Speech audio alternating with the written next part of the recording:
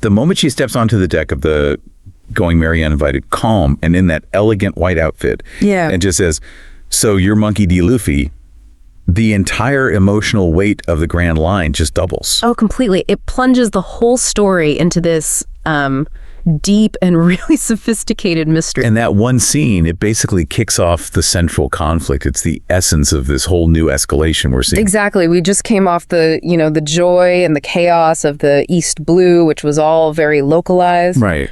But the introduction of Nico Robin, that signals that the Straw Hats are now up against something profoundly structurally different. Exactly. And that's what our deep dive is all about today. We're looking at the sources reacting to that explosive season 2 trailer. And the problem is just, it's undeniable. A monumental jump in the threat level. A monumental jump. If you're trying to grasp this thematic shift, think of it like this.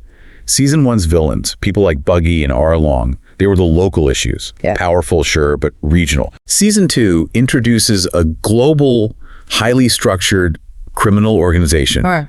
It's operating with the sophistication of like a multinational corporation. And the cause, which the trailer just lays out so clearly, is the arrival of Baroque Works. And this is not just another pirate crew. This is a notorious syndicate of assassins. And their whole foundation is secrecy, political manipulation, and a frighteningly intricate network. The structure itself is the threat. The code numbers, the hidden identities. There's so much more than just sea bandits. We're moving from straightforward brawls into intelligence warfare. So let's unpack that. Let's start with the very architecture of Baroque Works, because that's what really changes the game for the Straw Hats. What's immediately fascinating is just the sheer bureaucratic nature of it all. It's a criminal enterprise with a corporate structure. Right. The agents all use code names. They're based on numbers and corresponding holidays or calendar dates. You've got Mr. 3, Miss Valentine for February 14th. Mr. 5, Mr. 13, Miss Friday. That's a nod to Friday the 13th, right? A very clear nod. And that numerical precision, it's not accidental, is it? It suggests a deeply controlled, highly motivated, and geographically dispersed organization. It means your personal identity is totally irrelevant. You are your mission designation, nothing more. Precisely. And that kind of meticulous structure, it implies high security, a centralized command, and all of it is driving these incredibly intricate long-term schemes. The sources are calling it menacing, meticulously crafted, and just dripping with intrigue. And the key takeaway for you listening is that this isn't some chaotic group of captains. It's a corporate ladder of assassins. Each one has a specific partner, a specific objective. It ensures accountability and ruthlessness. Which means the Straw Hats can't just, walk into a headquarters and fight the boss anymore. Yeah. They're dealing with sleeper agents and hidden motives for the first time. Ow. It demands a level of strategy, of suspicion that they just didn't need in the East Blue. And that sophistication is perfectly embodied by our introduction to Mr. 3, Galdino. Oh, he's an absolute standout. He immediately shows how lethal a non-combat focused devil fruit can be.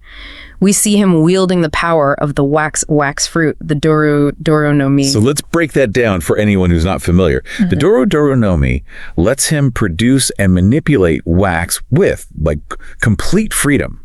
He can shape it instantly into solid structures, deadly weapons, traps. And it's not just goo. It hardens in a second, and it's incredibly durable, almost like stone. And that's what makes it so lethal when you pair it with a clever tactical mind like his. Yeah. But the adaptation, this is where it really shines. The portrayal. Everyone agrees on the casting. The sources are unanimous. David Malkian is highlighted as perfect. The original source material, it often depicted Galdino as sickening or kind of aesthetically repulsive, but maybe not genuinely intimidating. Right. The live action seems to have successfully blended that flamboyant silliness with a genuine, unnerving sense of threat. I do wonder if there's a risk there, though. When you take a character who is so colorful and you try to make them genuinely scary, do you lose some of that classic One Piece absurdity? That is the tightrope they have to walk. But from what we're seeing, the sources suggest they pulled it off. Malkian brings this psychotic, horrifying, almost horror movie villain vibe to the role. So instead of just being irritating or gross, he's actually frightening. And that's a brilliant shift for live action where, a subtle, constant dread can work so much better than cartoonishly loud villainy. And the visuals really reinforce that new horror. Oh, yeah. He has this unnaturally glossy, pale skin that looks like semi-solidified wax. It just enhances the visual horror and makes his whole presence deeply unsettling. You feel that sticky, solidifying terror of his power before he even uses it. Which raises an important question, right? If the live action is making these mid-tier villains this horrifying, what does that imply for the top brass? For Mr. Zero. Actually, it raises the ceiling for the whole organization. And we get visceral proof of his danger. We see him setting that inescapable trap for Zorro in the 3Ks, which the sources confirm is this elaborate interior set. But crucially, we see Zorro later, and he's got bloody cuts and gashes on his ankles. That detail is absolutely critical, so important. Why? Because the visual evidence of those cuts confirms the production is not shying away from that famously dark, shocking, and ultimately character-defining scene where Zorro tries to sever his own legs to escape. That commitment to the raw intensity of Zorro's character, his willingness to sacrifice everything for his crew, it shows the adaptation trusts the audience to handle those darker themes. It reinforces Zorro's cold, intense resolve, which you need as a counterbalance to Luffy's sunny optimism. Okay, so from tactical horror, let's move up the lethality ladder. We've got Miss Valentine and her partner, Mr. Five. Pure destructive force. Miss Valentine wields the Kilo fruit, which is as bizarre as it is devastating. Let's define the mechanics here. The Kilo fruit lets her instantly shift her weight from almost nothing like 1 kilogram, so she can float all the way up to thousands of kilograms. She has absolute control over her own personal gravity and mass. And the teaser just masterfully conveyed the sheer impact of that. That shot of her crashing down toward Vivi, it's bone-crushing force. The mortal danger of it is so clear. It's this striking contrast, right? She can be light enough to float on an umbrella 1 second. And the next, she's a dense, immovable object. One mistake against her and it's game over. The sources really emphasize how her graceful, almost innocuous appearance hides the utter brutality of her power. She's completely unpredictable. And then she's paired with Mr. Five, the user of the bomb fruit. Yeah. This is just pure, reckless, explosive chaos. The bomb fruit lets him turn any part of his body into a living explosive. Any part. His mucus, his breath, his entire body, his inclusion just ramps up the chaos and destruction factor. You can expect action sequences packed with massive explosions and relentless tension. So if Miss Valentine is precision, Mr. Five is wide-scale, indiscriminate destruction. So we've got the calculated horror of Mr. Three's wax traps, the gravity manipulation of Miss Valentine, and the pure explosive chaos of Mr. Five. It's an incredibly diverse threat profile. It combines physical, environmental, and strategic lethality. A huge contrast to the straightforward muscle of the villains before. But now that we've covered the physical threats, let's pivot. Let's talk about the psychological war that Baroque Works wages, starting with its most deceptively harmless-looking agent. Miss Golden Week. She stands out immediately because of the profound disconnect between how she looks and how dangerous she is. She has that deceptively childish and harmless look, the short stature, rosy cheeks, braided pigtails. And that aesthetic is just disturbingly at odds with her actual lethality and her tactical brilliance. What's crucial for you to know here is that her ability is specifically not a devil fruit power. Right, it's different. She uses paint symbols to manipulate an opponent's behavior. The source material calls it a form of hypnosis power, or color trap. And given Luffy's simple, straightforward personality, his total lack of suspicion, he's especially susceptible to this kind of psychological manipulation. The live action, though, it's perceived by many sources as taking a darker, maybe more sinister approach to her character. I've seen that. And it's evidenced by the inclusion of those creepy generic dolls surrounding her during her confrontation with Luffy, that infamous color trap picnic scene. So let's scrutinize that choice. Why add the dolls? What's the directorial intent there? The sources are really debating this. A popular theory is that the dolls are a way to creepily infantilize the character. To compensate for her being played by an adult actress instead of a child. Exactly. It gives her a touch of the uncanny valley, a more tropey horror vibe. It creates this sense of dread. It implies she's maybe trapped in a perpetual childhood, or Right. that she sees these psychological games as just playthings. And that subtle shift, it transforms her from a tactical opponent into something inherently disturbing. Regardless of the intent, that image of her ominously telling Luffy he'll never find the One Piece with that evil, placid smile, It strongly suggests a deliberate move to make her more outwardly sinister than her original, purely manipulative version. Which, again, reinforces this idea that the live action is upping the intensity and darkness of its villains. Definitely. So if that's the psychological warfare, let's talk about some of the other personnel, specifically the Unluckies. Oh, yes. These characters are the gold standard for high fantasy eccentricity. Their inclusion is a huge statement from the production. Indeed. We are talking about Mr. 13, an otter in pajamas, and his partner, Miss Friday, a vulture.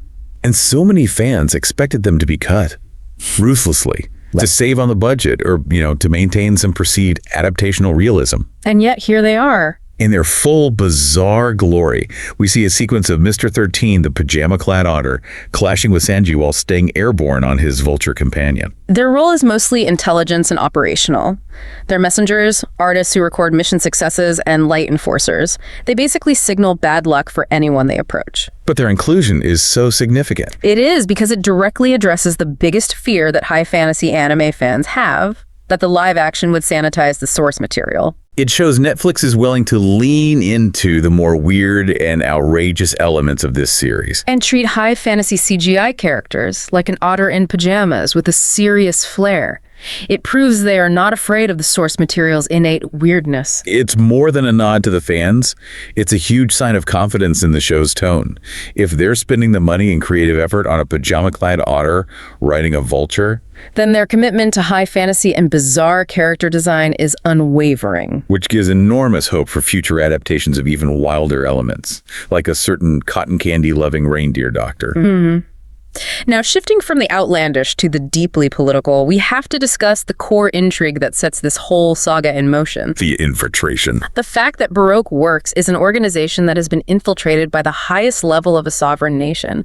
The trailer highlights Igaram, captain of the Arabasta Royal Guard, operating deep undercover as Mr. 8. And his appearance, including his signature gun-like hair, which is a surprisingly faithful translation to live action. It just signals the huge personal risk he is taking. He's sacrificing his identity, risking certain death to protect his kingdom. And then there is Miss Wednesday, who is, of course, later revealed to be Princess Vivi Nefertari of Arabasta. Despite not having a devil fruit, she is absolutely pivotal to the story's progression.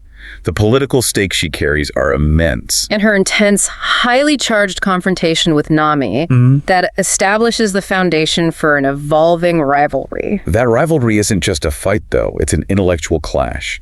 You have Nami, the pragmatic navigator and thief, who initially just sees Vivi as some high-maintenance operative. But Vivi is fighting for the survival of her entire country. The sources are praising the casting of Charithra Chandran as Vivi. They say she perfectly balances that determination, that sharp intellect, and a subtle vulnerability. She really nails the character's essence, a princess forced into the role of a desperate spy. We even catch a glimpse of her doing her hypnotic perfume dance. Yeah, a technique she used as a Baroque Works agent.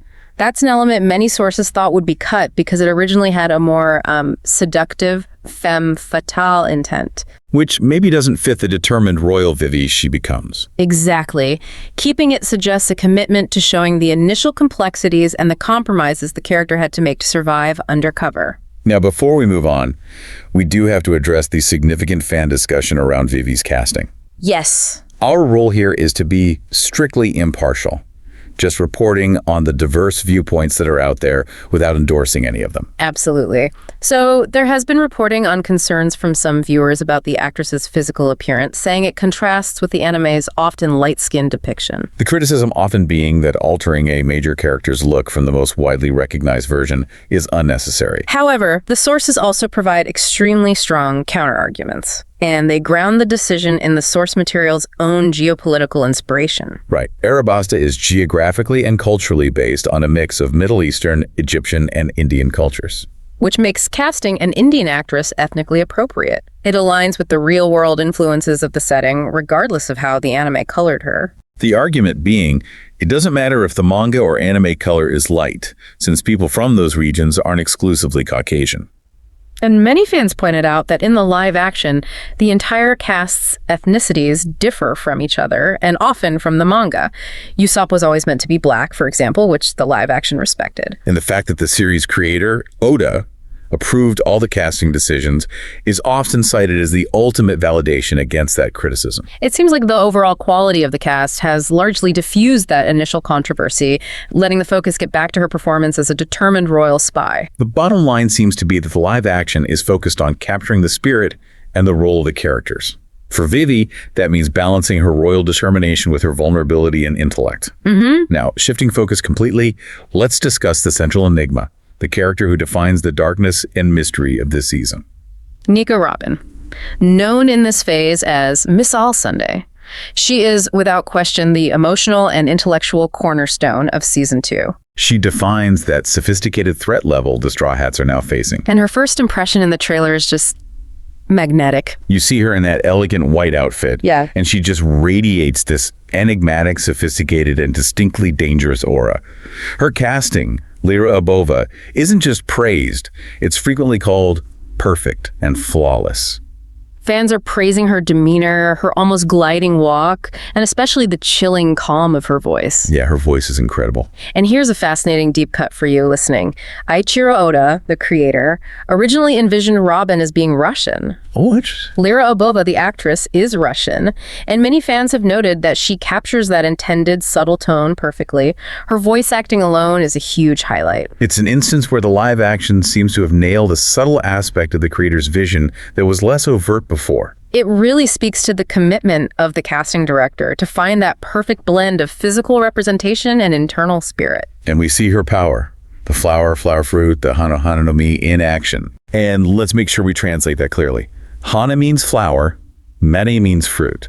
The hana no mi allows her to spontaneously sprout copies of her body parts, hands, eyes, ears on any surface within range, including on other people. And the trailer shows her performing that iconic dorsifleur technique. Sprouting 12 arms at once in this visually stunning symmetrical sequence. And the name itself is a fascinating linguistic mix, isn't it? Dos is Spanish for 12, and fleur is French for flower. 12 flowers. But let's focus on the strategic value of that power. Why is it so devastating? Well, it's a silent, instantaneous, long-range grappling tool. Exactly. Unlike traditional fighters, she doesn't need to physically close the distance. She can disable opponents, break objects, or create distractions from afar. When she sprouts hands on an enemy's torso, they're instantly paralyzed or disarmed. Which makes her an incredibly efficient assassin, especially against multiple dispersed targets. Okay, now let's dive into the critical adaptational choice about her lethality. This scene truly defines the darker tone of Season 2. Yes. Robin's sudden, unsettling appearance on the Going Merry is immediately followed by violence. She disappears, completely calm and relaxed, right after the crew is emotionally shaken and tense from all the chaos at Whiskey Peak. Her tranquil presence is what makes the moment so deeply unsettling. She uses that psychological calm as a weapon. But the adaptation takes a decisive, brutal step forward. We see her use her powers to force one Marine to stab himself and another to shoot himself in the face. And this is an explicit enhancement from the anime and manga. There, her actions, like snapping necks, often had this moral ambiguity about whether it was immediately lethal. Here, there's no doubt. She leaves no doubt. And that choice to present her as a ruthless assassin who explicitly and immediately kills people is entirely deliberate. Why, though? What purpose does it serve? It serves a crucial narrative function. To successfully execute her inevitable redemption and her transition into a core member of the Straw Hat family later on, the adaptation first has to establish the profound darkness she's being redeemed from. So the stakes for her character arc are raised dramatically if she's actively responsible for murder. Exactly. But doesn't that risk sacrificing some of that subtle moral ambiguity that characterized her early on? In the manga, Robin often operated in the shadows, and the violence was more implied. By showing it so explicitly, is the show simplifying her character for immediate shock value? That's a valid concern, but the sources argue it does the opposite. It actually heightens the psychological pressure she creates. Her intentions remain, well, helpful in a way. She often saves the crew initially. But at the same time, She simultaneously projects this unmistakable, terrifying threat. I could turn everything upside down if I wanted to. This intentional uncertainty, coupled with her proven lethality, is what makes her unforgettable. she's not a loud, aggressive antagonist. No, she's a chillingly calm survivor who wears masks and performs unspeakable acts just to stay alive. She really embodies the grayness and the political ruthlessness that season 2 introduces. Her true power isn't the devil fruit. It's the psychological advantage from her history, her mystery, and her extreme composure. And you're left asking, is she an enemy? An ally? Or something in between? A high-level intellectual threat wrapped in elegance? And this all culminates in the defining, symbolic heart of the scene, the moment Luffy crushes the eternal pose. Yes. Robin offers the crew this navigational guide to Alabasta, a clear, predefined route, and Luffy destroying that object is viewed by critics as a character manifesto for the entire season. Let's dissect the gravity of that. The eternal pose is a navigational trap, or at best, a guaranteed route. Luffy's response is just cold resolve colliding with her calm demeanor. He declares, my route will not be decided by an enemy. And that's more than just defiance. It's a declaration of philosophical freedom. It is. He's rejecting the idea of a fixed, predetermined destination. By crushing that compass, he rejects the entire concept of a dictated path, even if it might be easier or safer. It perfectly summarizes the soul of One Piece. His journey is defined by the unknown, by spontaneity, by the absolute freedom of the choices they make. The sources are highlighting that Netflix has to handle this as a monumental character moment, a threshold moment, where the spirit and direction of the season are decisively set. It's Robin, the ultimate survivor who chooses the safest path. Meeting Luffy, the ultimate idealist who chooses the free path. Their conflict over that object wasn't about strength. It was about defining the future. So now that we've explored the human threats, let's shift to the physical environment that now threatens the Straw Hats. The trailer gave us huge insight into the physical scale and the increased stakes of the Grand Line adventure. The jump in visual scale from Season 1 is immediately noticeable. It's necessary to sell this new world they're in. The shot of the Going Merry trying to climb Reverse Mountain, that's described as one of the most iconic and symbolic shots of the whole teaser. And it's pivotal, because Reverse Mountain is the definitive gateway into the most perilous waters in the world, the Grand Line. The cinematography of these large-scale scenes is a huge visual step up. It confirms the production has the budget, the ambition, and the technical skill to bring the massive, fantastical geography of the Grand Line to life. They're treating it with the reverence of an epic fantasy film. And that visual of the Merry being lifted by this churning river, climbing impossibly high, facing a cascade that flows upward, it's a commitment to the fantastical laws of the One Piece world. It tells you instantly that the scale of peril they're entering is entirely different.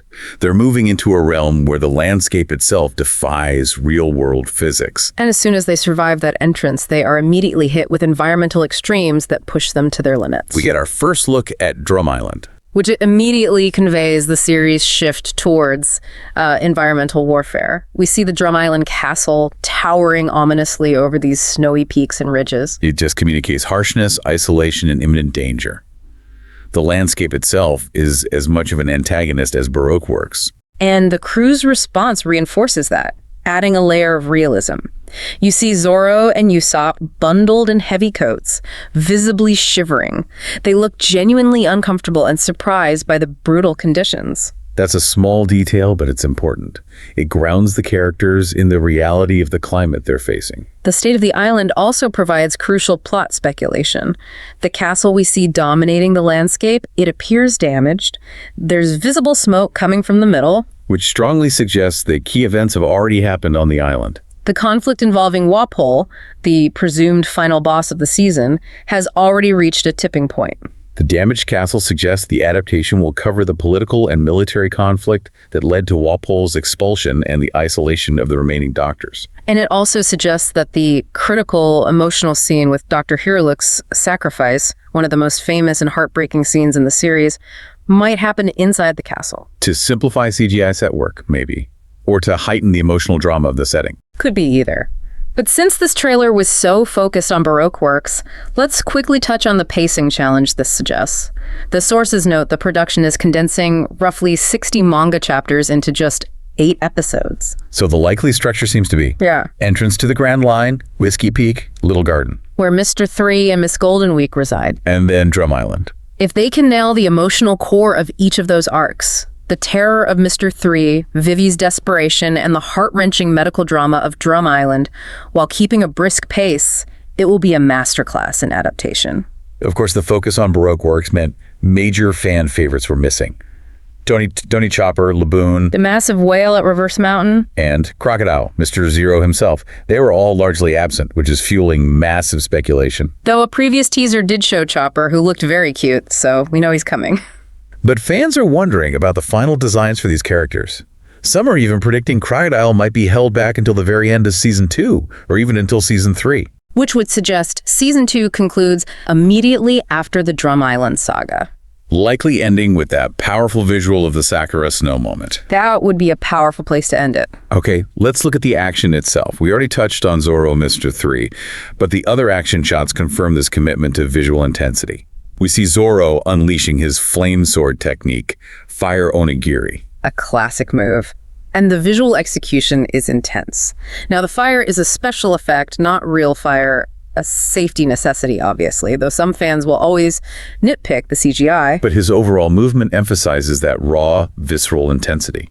Zoro's fighting style is all about that, and the choreography seems to prioritize it. And as we mentioned, the confirmation of the cuts on his ankles shows the production is willing to embrace the extremes of action and sacrifice. It honors that dark, shocking scene. It's a moment of incredible darkness, but also commitment to his character's resolve. The rest of the crew also look great. We see them using their distinct combat styles, which look tight and tactical. Nami, now facing true assassins, is fighting with cleverness and precision with her staff. Relying on agility, not brute force. Right. And Usopp. He's shown relying heavily on his signature trait, fighting from range with his slingshot. Which is crucial. That fidelity to their combat roles maintains the show's dynamic. Usopp is the long-distance support, not a frontline brawler. And finally, Sanji. He's seen dodging and countering machine gun fire from the Unluckies with lightning-fast reflexes. Fan excitement is still really high for his character after Season 1's strong development. So the consensus seems absolutely clear across the sources. The series is evolving. It's going from a well-made adaptation into a show with its own cinematic identity. The shift in tone, the expanded scale, the commitment to the source material's high fantasy weirdness, they're all strong indicators of a highly ambitious Season 2 that respects the journey ahead. So what does this all mean for you, the listener? Well, the Season 2 trailer confirms the adaptation is fully embracing the complexity and the high fantasy of the source material. It's escalating the stakes with a far more ambitious tone, an increased cinematic scale. It really proves that Netflix and the creative team fully trust this vision. The casting, especially for the bizarre Baroque Works agents and the pivotal Nico Robin, is just widely praised as top tier, faithful to the author's vision. But the central creative challenge is still the same, condensing these massive sagas without losing the emotional core. If the show continues its successful trend of streamlining the source material, about 60 chapters per season, how will they manage the immense complexity and length of the next sagas? We're talking about Water 7 and Eni's Lobby. Those are narrative epics. The success of adapting Baroque Works suggests the focus has to remain tightly on the emotional core of each arc. For Season 2, that means the emotional tragedy of Drum Island and the political survival of Vivi in Alabasta. They have to deliver a perfect emotional finale, likely centered on that symbolism of friendship and healing. Which leaves us with a final, provocative thought for you to consider as you reflect on this new threat level. The defining clash of Season 2 might not be a physical fight at all. It's that philosophical collision we witness between Robin and Luffy. You have Robin, the ultimate survivor and master of calculated mystery, always looking for the safest route to survive. And you have Luffy, the personification of freedom and simple, uncompromising resolve. Their conflict over that eternal pose, it wasn't a debate about strength or tactics. No. By destroying that guide, Luffy chose the unknown path of true freedom over a predestined, dictated route. And this act of cold resolve, made in the face of profound danger, sets the stage for every unpredictable, challenging, and essential step the Straw Hats will take in the rest of the Grand Line, ensuring their destiny is entirely their own creation. The moment Lyra Abova delivered that line in the trailer, "So you're Monkey D. Luffy," with that cold, elegant authority, it just signaled a profound tonal shift. Baroque Works is here, and they are immediately established as a formidable, genuinely dangerous threat that really changes the nature of the Grand Line. And the trailer leaves absolutely zero doubt about that danger. I mean, especially in the visuals showcasing Nico Robin or Miss All Sunday and the power of the flower fruit. We see explicit, lethal brutality. She's forcing Marines, actual federal agents, to stab themselves in the throat or shoot themselves in the face. That uncompromising visual choice is precisely the crux of our discussion today. The question is a structural one for the live-action adaptation. Does this decision to make Robin an unambiguous, on-screen killer actually enhance the narrative stakes of Season 2? Does it provide the necessary high-stakes threat required for a live-action audience to take this phase of the journey seriously? See, I come at it from a different angle. Does this overt brutality fundamentally risk undermining the crucial psychological mystery and, well, the moral ambiguity that defined her introduction and allowed for the complex redemption arc we all know so well? I'm going to argue that by sacrificing that nuanced introduction for spectacle, the adaptation weakens her character foundation right out of the gate. And I'll contend that this explicit lethality isn't just a successful move, it's an essential adjustment required to truly elevate the menace of the Grand Line for this adaptation, making Baroque Works a truly fearsome organization. So my position is pretty straightforward. The live-action adaptation had to commit to what some viewers are calling full murder mode to establish Miss All Sunday as the lethal, high-stakes agent that her status and her role require. I mean, look at the narrative context. Baroque Works is introduced as this highly structured network of high-level assassins carrying out these intricate, deadly schemes. For Crocodile's right hand, an executive with an astronomical bounty, to be believable as a major antagonist, she can't be ambiguous. She has to be demonstrably terrifying. The direct visuals of her forcing Marines to commit suicide via her power confirms that her specialty, assassination, is being taken seriously. This is a brutal, visceral, visual language that immediately signals to the audience that the crew has entered the pirate's graveyard, a gray, political, and ruthless world. This is meant to be a clear game is over moment for their previous adventures. And the adaptation, I think, requires this kind of explicit severity to justify her rank and raise the stakes beyond the comparatively mild threats of Season 1. I understand the need for menace, I really do. But focusing purely on visual violence misses the entire point of Robin's introduction. It sacrifices sophistication for shock. Robin is not a typical brawler. She's a survivor. She has spent 20 years on the run, hunted relentlessly by the world government since she was 8 years old. Her entire existence was dedicated to remaining hidden. So being an active, explicit killer of federal agents, Marines, the very people seeking her capture, seems completely counterintuitive to the core strategy of a highly intelligent survivalist, even if she is working for a warlord.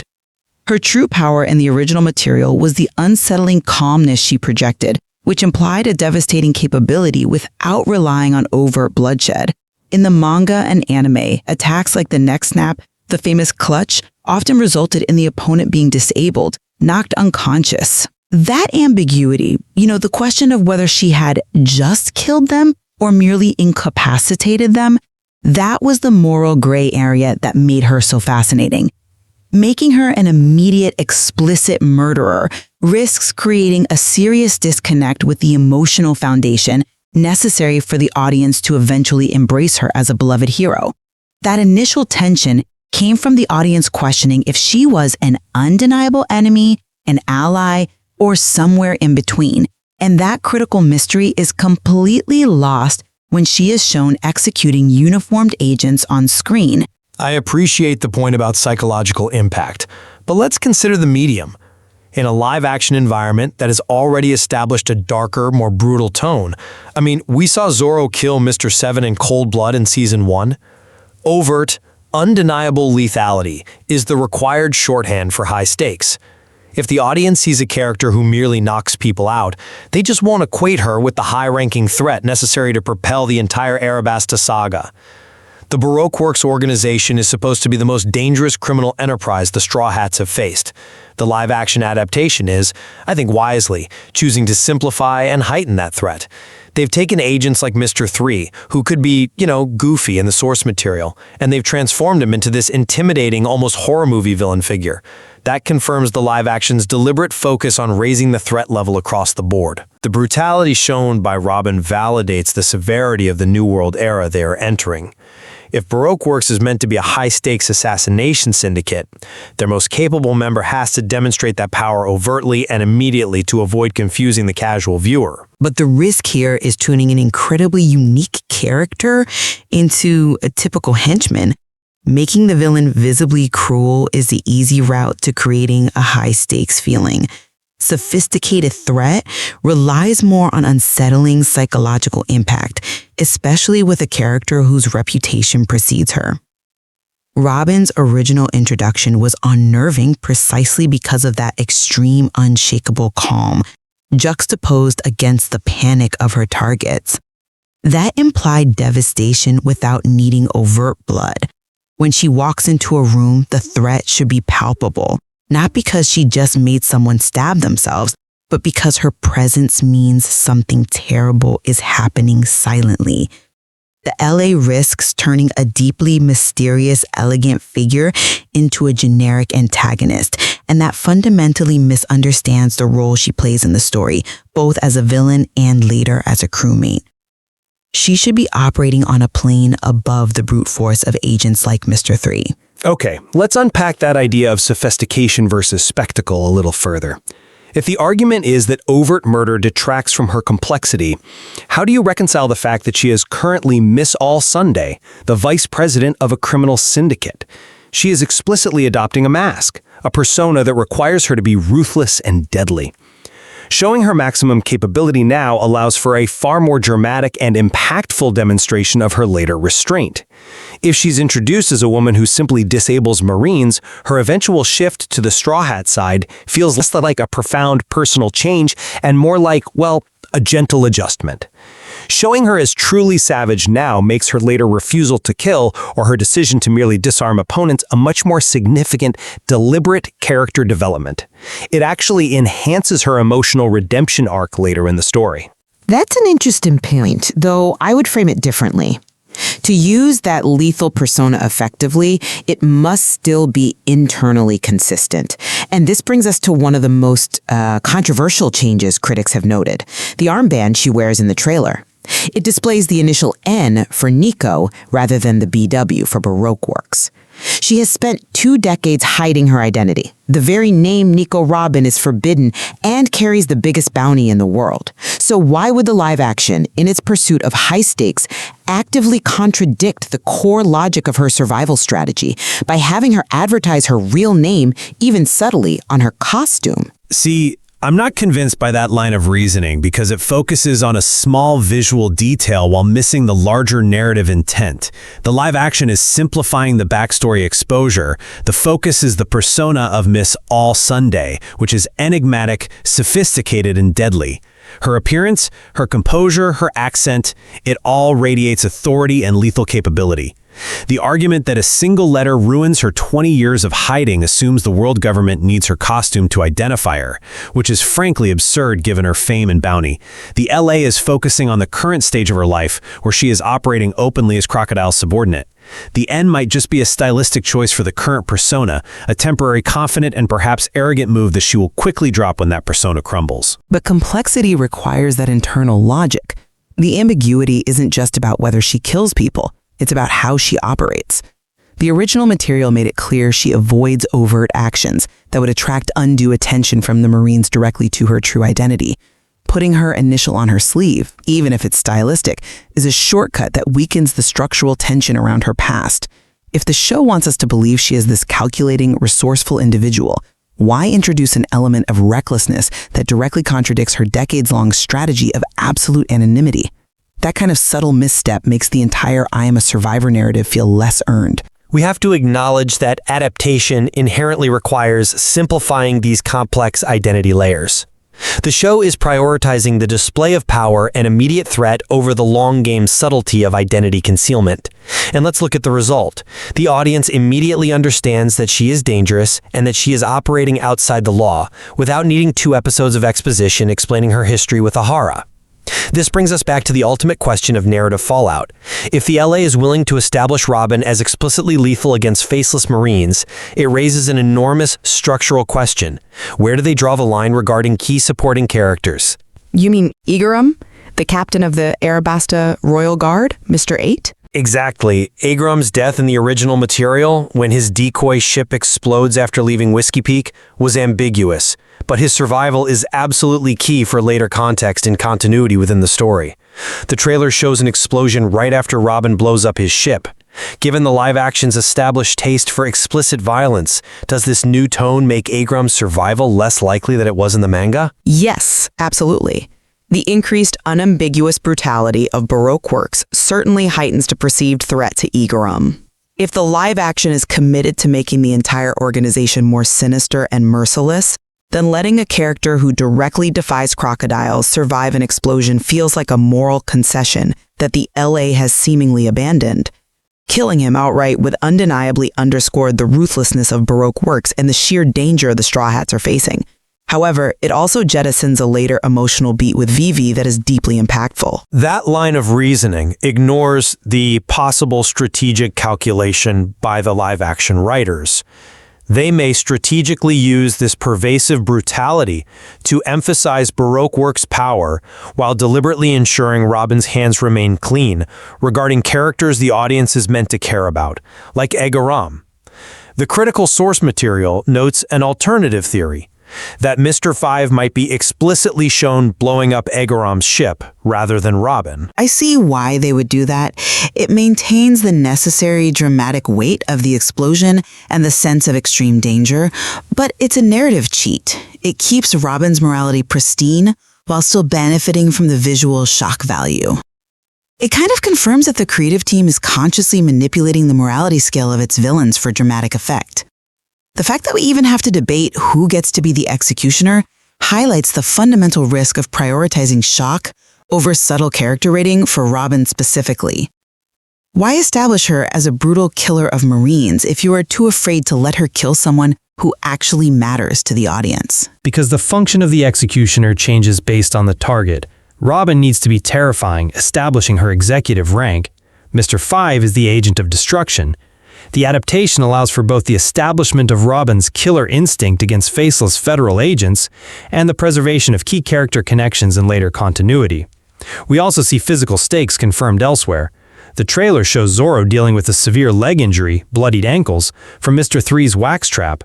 The fights this season are physically brutal and high risk regardless of who lives or dies, signaling that the general severity of the New World era has been universally raised. The severe physical stakes against the Straw Hats are undeniable, and yeah, they're necessary. But the structural issue remains. Robin's power was never about messy, overt violence. It was about unseen devastation. When she snaps a neck, it's unsettling because you don't know the exact mechanism, just the final, chilling result. The live action chose to externalize that internal horror with blood and explicit force. And that choice, I think, simplifies our character into a traditional action villain, making her psychological depth secondary to her ability to generate carnage. Look, the challenge of adapting a series of this immense scope requires calculated narrative adjustments. And the live action is making fundamental choices about tone and morality and how it approaches its most complex characters. The choice to depict Nico Robin as a ruthless, unambiguous killer in her introduction is a deliberate and I'd say necessary gamble. It maximizes the stakes, legitimizes the overwhelming threat of Baroque Works immediately, and sets a darker, more mature tone that the journey into the Grand Line requires. Conversely, by trading the inherent psychological ambiguity of the source material for immediate visceral spectacle, the live action risks losing the deep, unsettling mystery that made Robin's introduction so unique. This approach potentially complicates the audience's investment in her later critical emotional redemption arc, making her eventual change of heart feel less like a profound evolution and more like a simple shift in allegiance. Ultimately, whether this heightened, explicit brutality results in a stronger character foundation or one that is unnecessarily eroded of its original nuance remains the central question that Season 2 must now answer as the Straw Hats delve deeper into the pirates' graveyard. And the answer to that will determine if the adaptation managed to capture the essence of her character, or if it merely settled for the most visually compelling version of her power. If you enjoy this video, please like, share, subscribe and hit the bell to the later update from my channel. Thank you for watching till the end and see you in the next video.